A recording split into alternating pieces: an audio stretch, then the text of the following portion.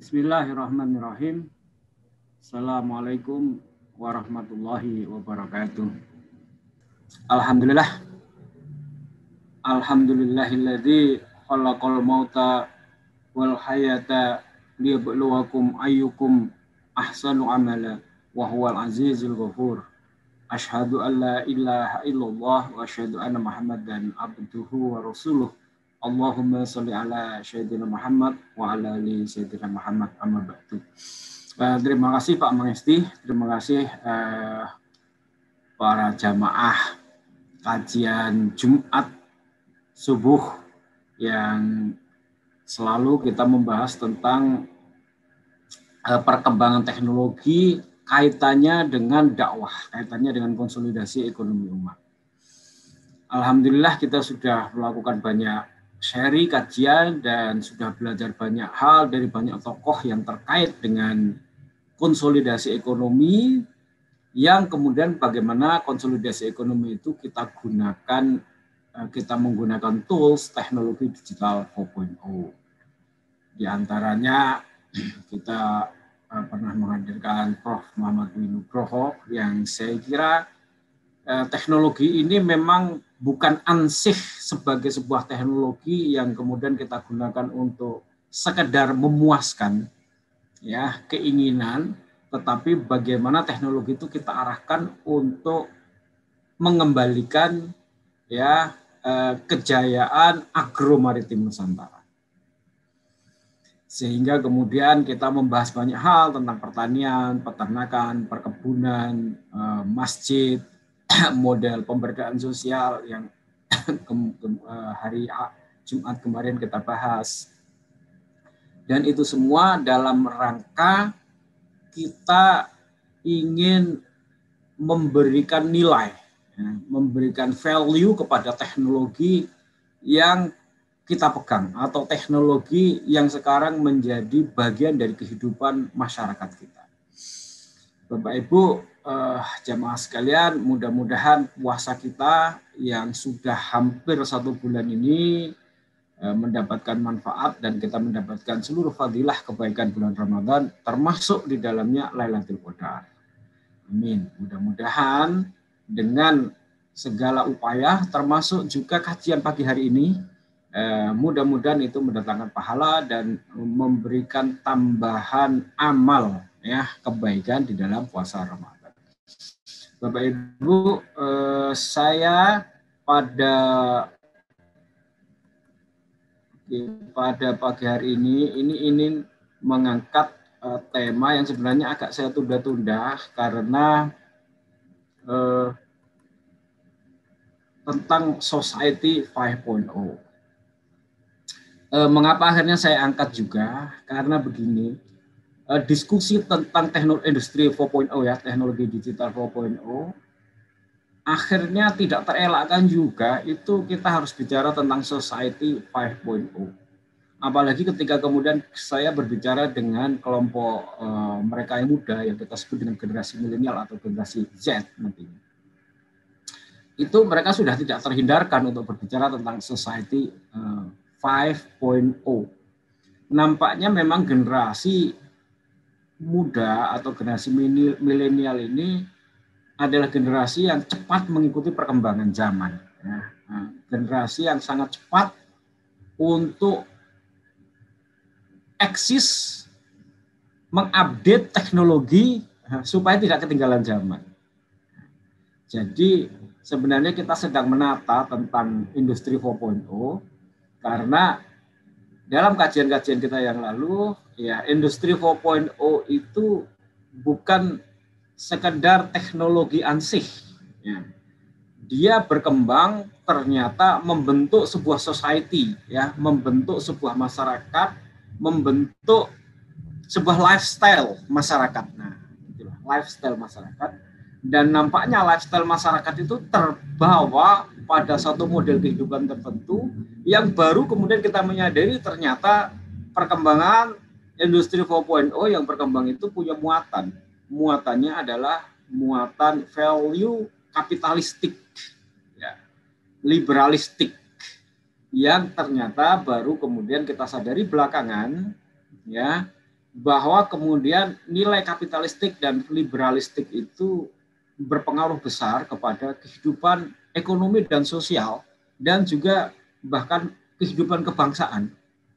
Kenapa? Karena teknologi yang berkembang itu memang sejak dulu itu tidak pernah value free ya, selalu ada value yang muatan nilai yang kemudian menumpang atau bahkan menjadi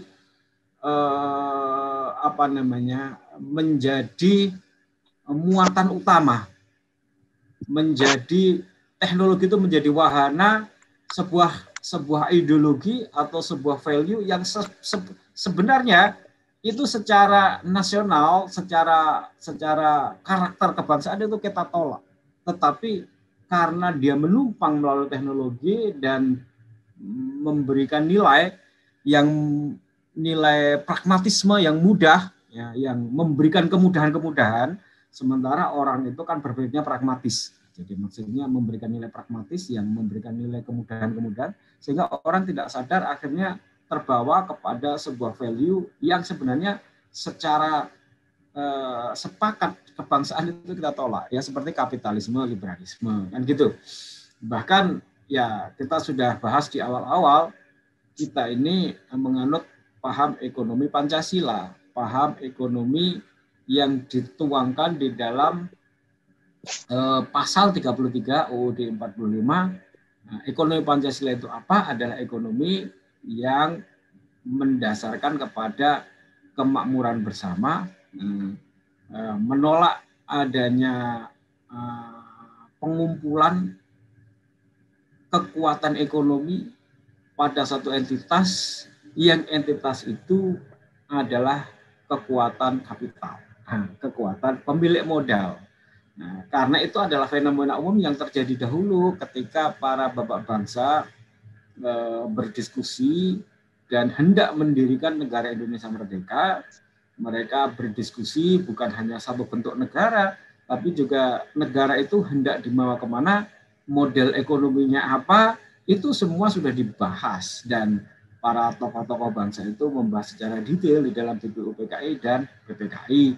Dan kemudian mereka menolak kapitalisme, menolak liberalisme, menolak satu model demokrasi liberal dalam politik, dan lain sebagainya. Nah, itu sebuah kesepakatan kebangsaan, konsepsi kebangsaan lah, konsepsi bangsa yang kemudian kita jadikan sebagai satu arahnya bagi bangsa ini mau menuju kemana, yang itu kemudian kita sebut sebagai cita-cita kemerdekaan. Termasuk di dalamnya pasti ekonomi, ya, dan ekonomi itulah yang kemudian kita sebut sebagai ekonomi Pancasila atau ekonomi kerakyatan, yang modelnya adalah ada di dalam pasal 33 UUD 45 yang intinya menolak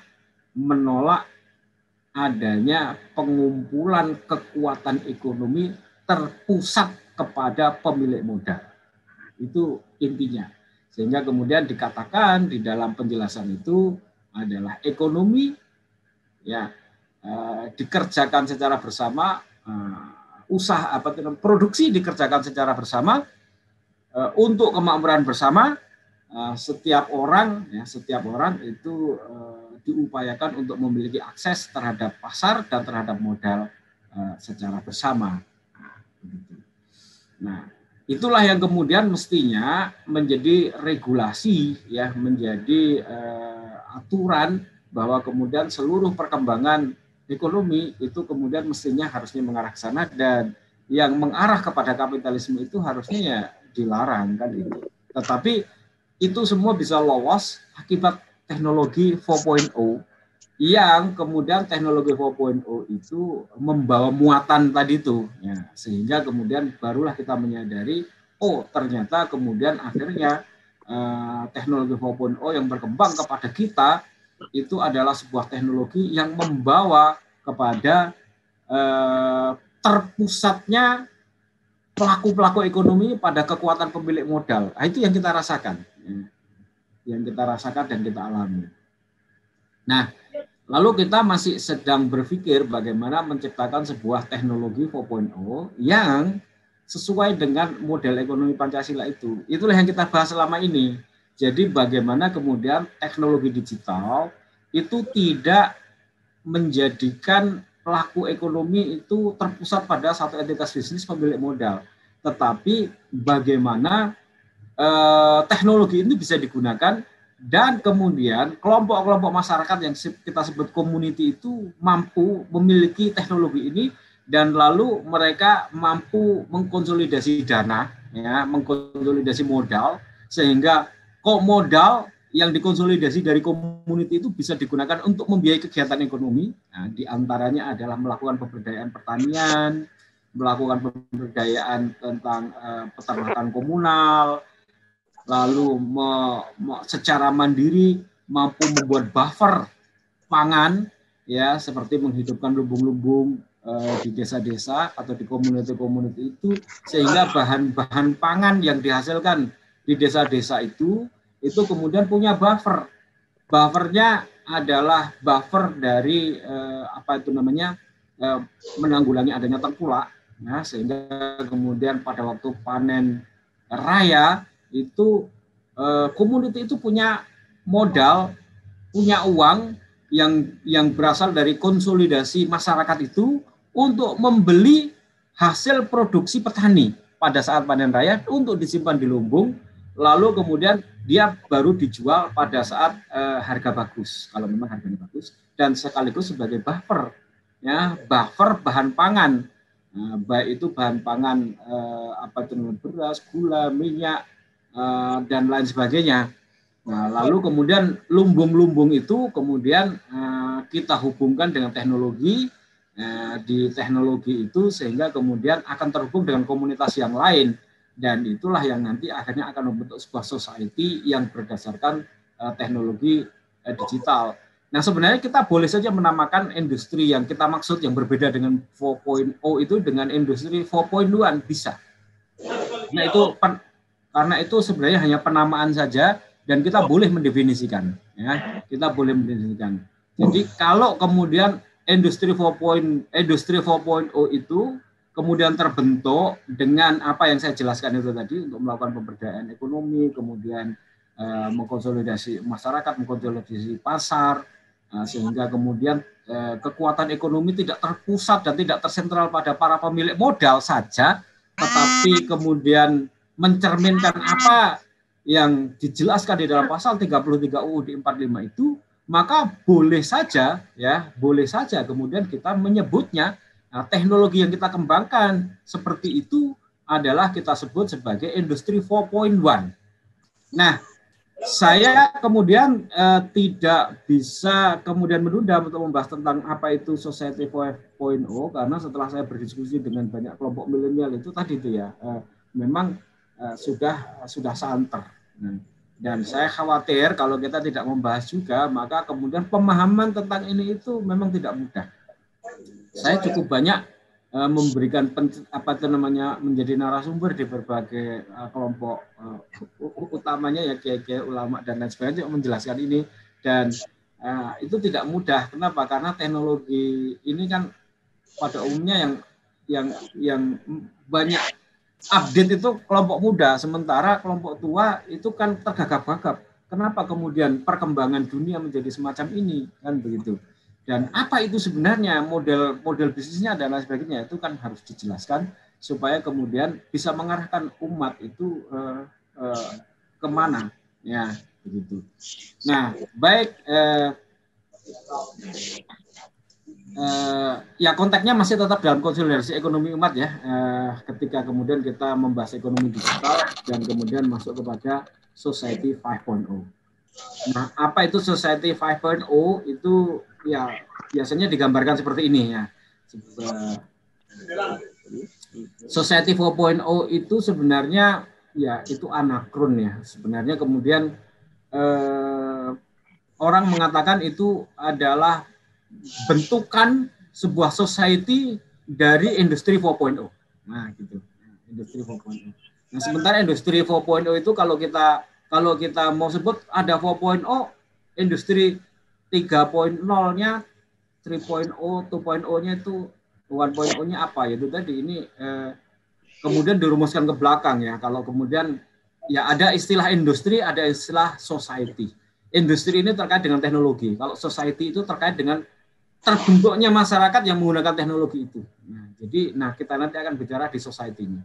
Nah, kalau kemudian kita runut ya, karena kita mau bicara paradigma ya, kita mau bicara tentang filosofi dan paradigma, maka kemudian orang biasanya itu mendefinisikan industri 4.0 dan industri 4.1 itu begini.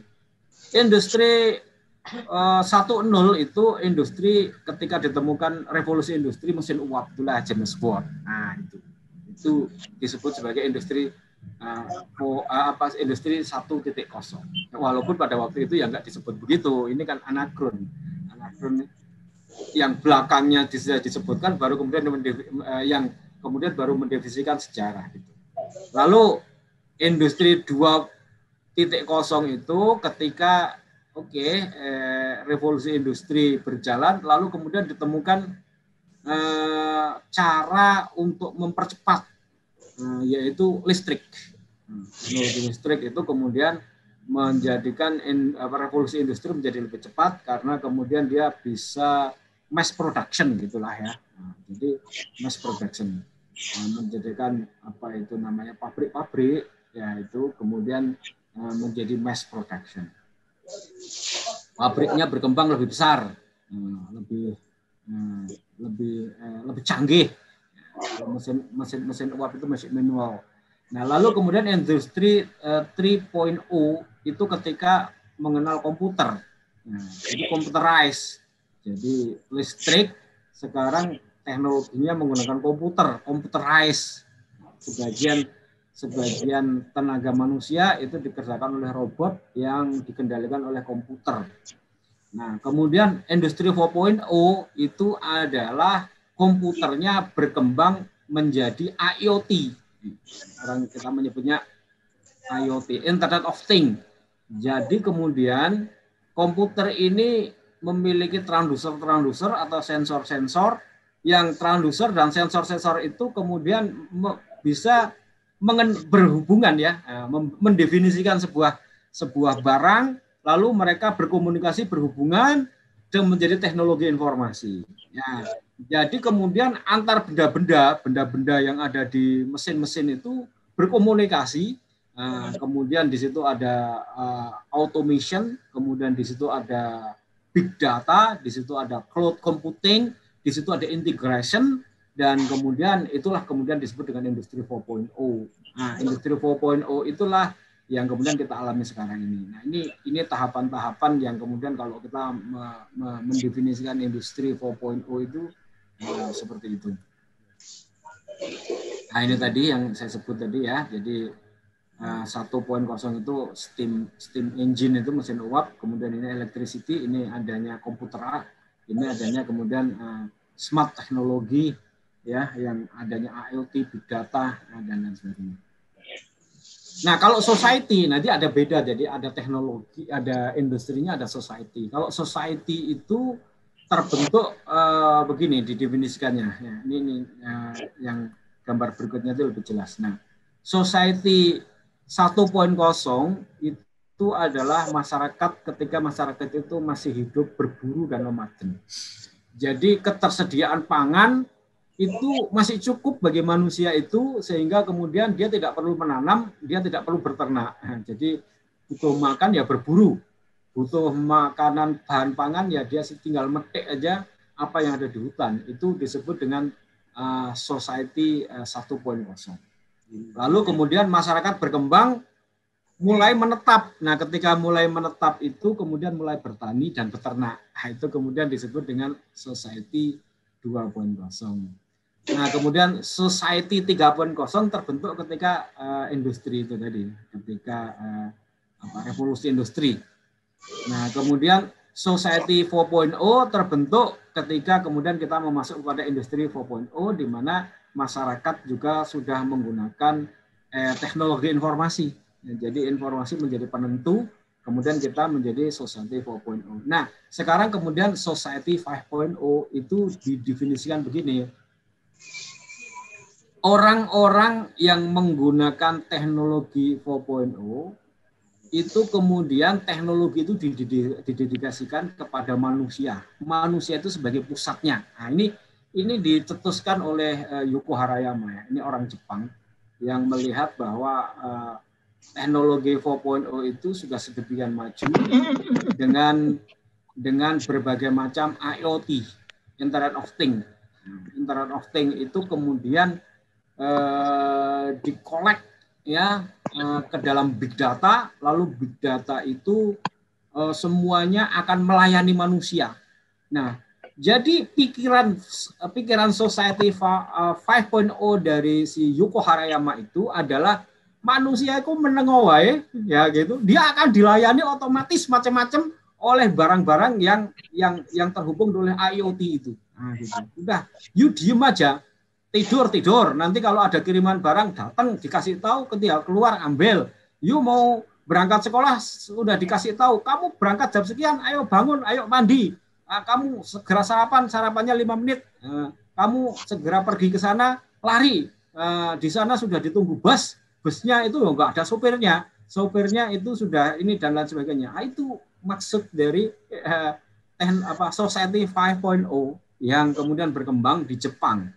Yang kemudian nanti kita akan lihat masyarakat 5.0 yang dimaksud itu seperti itu gitu.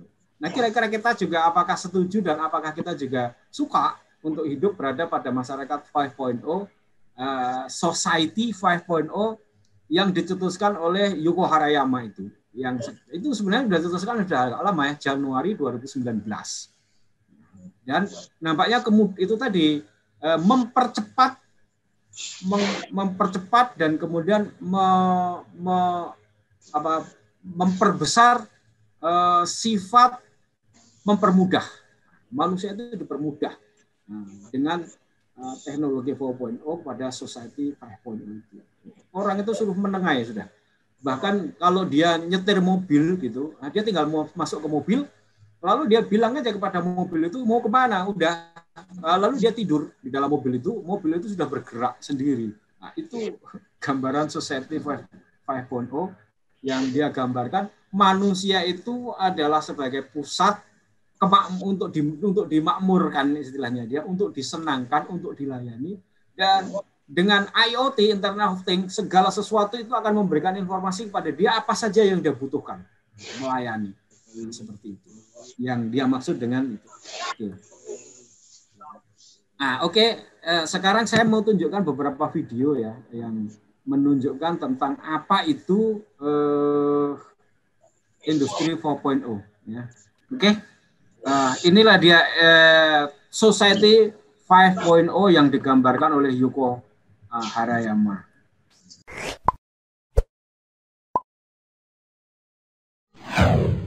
Teknologi manusia semakin berkembang seiring berjalannya waktu, sehingga negara-negara maju mulai melakukan perubahan. Salah satunya adalah melalui Society 5.0 yang digagas oleh negara Jepang.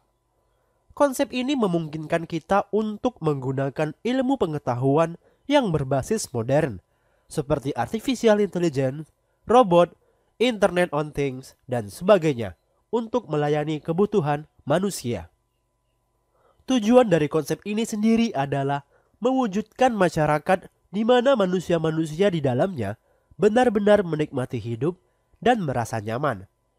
Society 5.0 sendiri baru diresmikan pada 21 Januari 2019 dan dibuat sebagai solusi atas revolusi industri 4.0 yang ditakutkan akan mendegradasi umat manusia.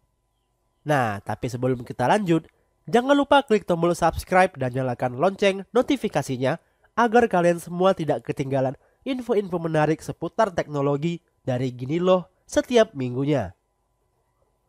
Konsep Society 5.0 merupakan penyempurnaan dari konsep-konsep sebelumnya. Pada Society 1.0, manusia masih berada di era berburu dan baru mengenal tulisan. Pada Society 2.0 adalah era pertanian, di mana manusia sudah mulai mengenal bercocok tanam. Lalu pada Society 3.0 sudah memasuki era industri, yaitu ketika manusia sudah mulai menggunakan mesin untuk menunjang aktivitas sehari-hari.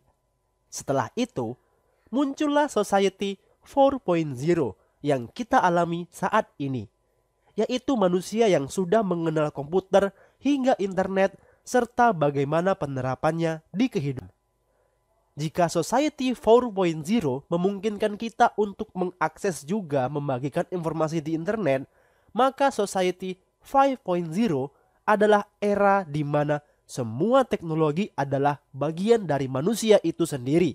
Internet bukan hanya sekedar untuk berbagi informasi, melainkan untuk menjalani kehidupan. Namun, sebelum kita berbicara lebih jauh mengenai Society 5.0, ada baiknya kita mengetahui apa dan bagaimana peranan teknologi pada Society 5.0 akan mempengaruhi hidup kita. Dengan menyaksikan cuplikan resmi dari Jepang tentang konsep society berikut ini. 10分後に荷物をお届けします。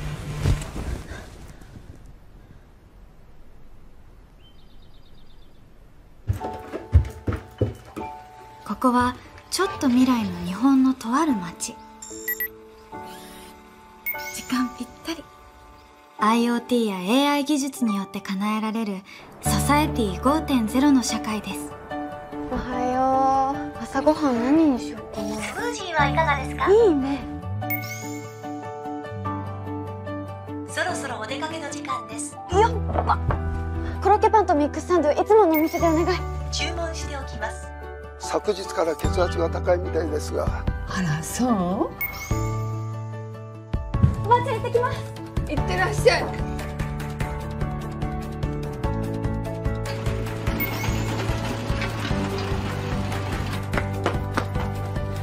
はようございます。おはよう。はい、これ。ありがとう。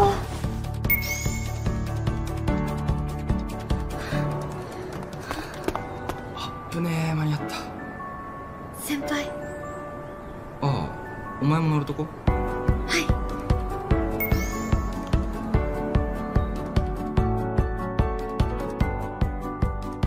未来が楽しみでしょ。なんか言った？なんでもないです。 Berdasarkan pada cuplikan yang baru saja kita saksikan, maka dapat dikatakan bahwa Society 5.0 merupakan pengembangan untuk membenahi beberapa masalah yang dihadapi saat ini karena terlalu cepatnya perkembangan industri yang ada. Society 5.0 mampu mengkonvergenkan atau dalam kata lain mengintegrasikan ruang maya dan ruang fisik menjadi satu. Semua hal akan semakin mudah dengan penggunaan artificial intelligence atau kecerdasan buatan yang akan membantu kita memproses data sehingga kita bisa menerima hasil yang sudah jadi. Keterbatasan fisik kita akan dibantu dengan robot yang mudah dikendalikan dengan komputer dan internet. Singkatnya, semua hidup kita akan serba praktis dan otomatis.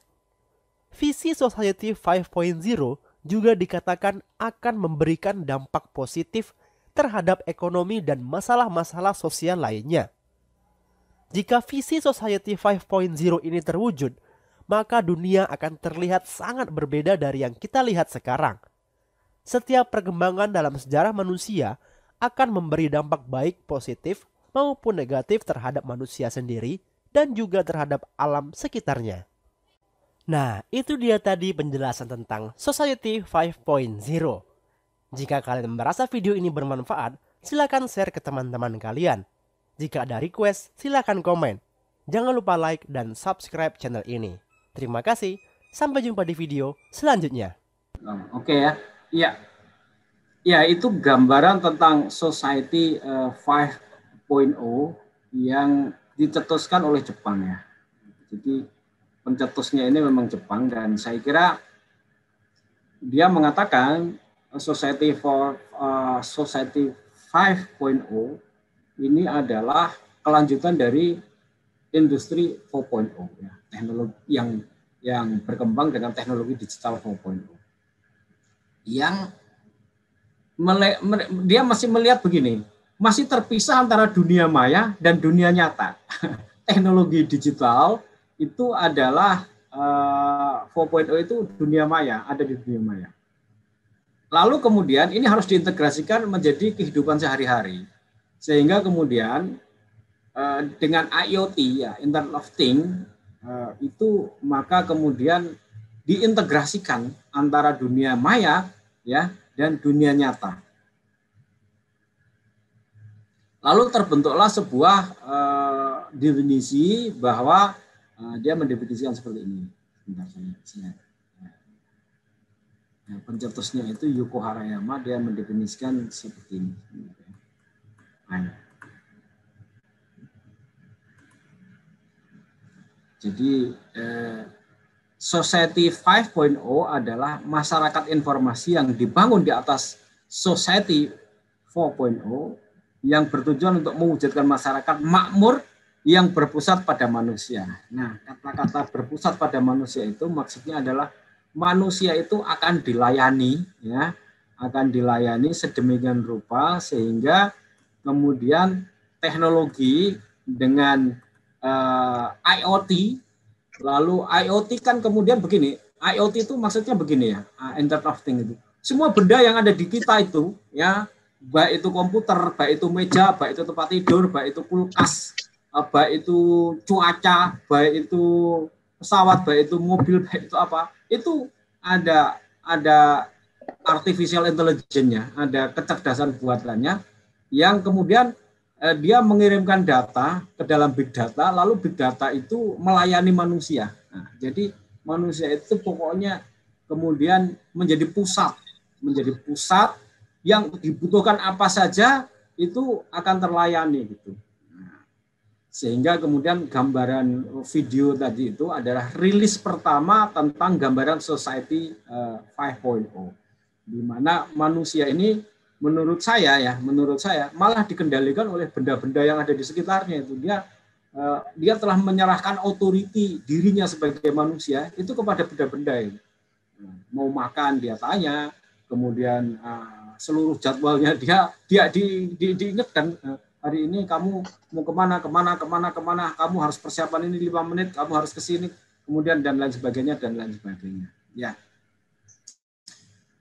Jadi Society 5.0 itu adalah mengintegrasikan teknologi dunia maya kepada kehidupan nyata.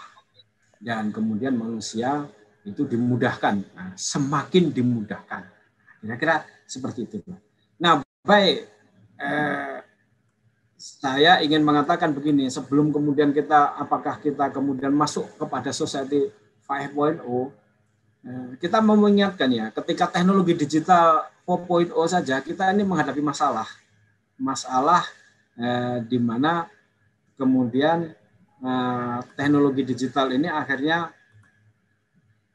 ya, menimbulkan integrasi dunia, menimbulkan masyarakat yang seperti ini, kemudian menimbulkan apa yang disebut dengan disruption. Nah, dunia tanpa batas, kemudian kekuatan terpusat kepada pemilik modal yang seperti ini, kemudian menimbulkan disruption. Ya. Kemudian dunia dikuasai oleh pemilik modal ini ya, lalu kemudian menghadapi disruption. Nah, disruption ini kita ingat akhirnya membunuh yang kecil-kecil, dan yang kemudian semua dilayani oleh yang satu kekuatan yang besar. Search engine akhirnya hanya akan terpusat pada Google. Yahoo mati, InShot mati, kemudian Bing, Yahoo ya mati. Begitu juga akhirnya beberapa layanan itu akan terpusat pada satu kekuatan yang paling dominan. Nah, itu akhir dari disruption era. Digital disruption, kemudian ya ini ya toko-toko pada tutup. Nah, kemudian IoT, Internet of Things itu, Internet of Things itu pada industri 4.0 sebenarnya ada yang belum kita bahas ya. Yang kalau kemudian kita masuk pada Society 4.0 ini akan sangat mungkin terjadi, yaitu tentang ini. Nanochips. Nah, ini perlu saya bahas juga bahwa IoT ada perkembangan yang kita sebut dengan nanochip atau smart DAS. Nah, smart DAS itu begini. Jadi dia chip yang menjadi otak dari teknologi digital itu kan chips. Nah, chip ini berkembang teknologinya menjadi semakin kecil. Nah, teknologi yang semakin kecil itu kan kemudian disebut dengan bukan hanya microchip, tapi disebut nanochips. Nah, nanochip itu kemudian berkembang menjadi sedemikian rupa besarnya itu hanya disebut dengan smart dust. Nah, jadi debu cerdas yang kalau ditaruh di dalam finger, di dalam jari seperti itu tuh, gambar yang kanan itu. Nah, jadi smart dust itu seperti yang ada di kiri itu, tapi besarnya kalau mau tahu itu ya seperti apa? Seperti yang ada di kanan itu. Nah, ini dia juga IoT tadi dalam rangka begini, dalam rangka IoT, artificial intelligence, big data itu dalam rangka semua benda itu diharapkan mampu mendefinisikan dirinya, lalu mampu memberikan informasi, dan informasi itu masuk ke dalam big data, lalu dia bisa dibaca. Nah, lalu kemudian smart dust itu, nanochip itu yang berkembang sekecil itu disuntikkan ke dalam manusia. Nah, yang seperti ini disuntikkan ke dalam manusia. Nah, ini dia. Dan ini percobaan ini bukan hanya cerita, ini sudah terjadi di beberapa negara, di negara Eropa, di beberapa negara. Nah, kalau smart dust atau nanochip yang kecil itu tadi disuntikkan ke dalam tubuh manusia, maka manusia ini akan terdeteksi di mana saja. Ada positifnya, ada negatifnya. Positifnya begini, jadi kalau periksa ke dokter nggak perlu datang ke dokter, tinggal kemudian chip yang ada di dalam tubuh kita, yang smart dust itu memancarkan ID dan memancarkan informasi yang kemudian dengan nanti itu 5G, nah ini kan sekarang kita 4G berkembang kepada 5G, maka dia akan memberikan informasi. Informasi itu bisa positif, misalnya begini. Ya. Mohon maaf yang ada suara yang lain bisa di-mute ya. Nah, informasi itu bisa positif, bisa negatif. Misalnya tadi itu di dalam Society 5.0, mbah-mbah yang periksa ke dokter itu dia nggak perlu datang ke dokter, dia cukup online. Lalu kemudian dokter itu sudah tahu tekanan darahnya dia berapa, detak jantungnya berapa, bahkan DNA-nya orang itu ketahuan. Kemudian informasi kesehatan yang mestinya harus pergi ke lab itu sudah terpantau, sehingga kemudian dokter sudah bisa menganalisa, oh tekanan anda darah tinggi, oh apa itu namanya, ya pokoknya informasi di tubuh kita yang terkait dengan data-data kesehatan itu sudah terbaca oleh dokter. Jadi dokter tinggal kemudian membaca smart dust itu melalui 5G, 5G-nya terkonek dengan aplikasi, lalu datanya dibaca oleh dokter, lalu dokter tinggal membuka resep, oh Anda sakit ini, oh jantung Anda bermasalah, oh tekanan Anda, darah Anda ini, oh bahkan kemudian golongan darah Anda ini, Anda bisa donor darah, oh DNA-nya dan lain sebagainya ketahuan. Nah itu positifnya. Tapi negatifnya, dia akan menjadi ID bagi kita. Jadi misalnya satu saat kita ini kemudian diwajibkan untuk vaksin, dan vaksin itu kemudian mengandung smart dust itu dan disuntikkan pada kita. Maka si provider penyedia vaksin itu, maka dia memiliki data manusia, seluruh manusia yang sudah divaksin. Dia punya datanya. Nah, dan data itu kemudian memberikan informasi, dia ini bergerak kemana hari ini, dia melakukan apa, koordinatnya ada di mana. Nah, ini si pemilik data, wah ini menjadi kaya raya, big data. Dia punya data manusia seluruh dunia, dan kemudian dengan big data itu dia bisa menjual data itu dan bisa menjadi ancaman privasi. Kenapa? Karena koordinat kita di mana saja itu kemudian terpantau, ya kan? Karena adanya smart dust atau nanochip yang ada di dalam tubuh kita. Sehingga kemudian kalau ada drone yang kemudian berbentuk serangga itu, yang kemudian ditugaskan untuk membunuh, maka drone itu tinggal di set up kepada nomor ID chipnya ini, cari, ya udah kemana aja kita akan bisa dicari sama dia, mati kita. Nah, jadi privasi sih tidak ada. Nah itu persoalan-persoalan yang bisa dihadapi pada Society 5.0, dan ini pula yang menjadi perdebatan ketika kemudian vaksin COVID-19 itu mau diberikan dan diproduksi oleh Bill Gates karena kemudian dicurigai vaksin yang dikembangkan oleh Bill Gates itu mengandung smart dust. Lalu kemudian sejenak sempat ribut dan ramai. Lalu kemudian Dr. Siti Fadila Supari sempat menulis itu. Lalu orang waktu itu memperdebatkan apa iya ada nanochip atau chip yang sekecil itu. Lalu saya menulis tentang teknologi ini dan kemudian secara teknologi sangat memungkinkan.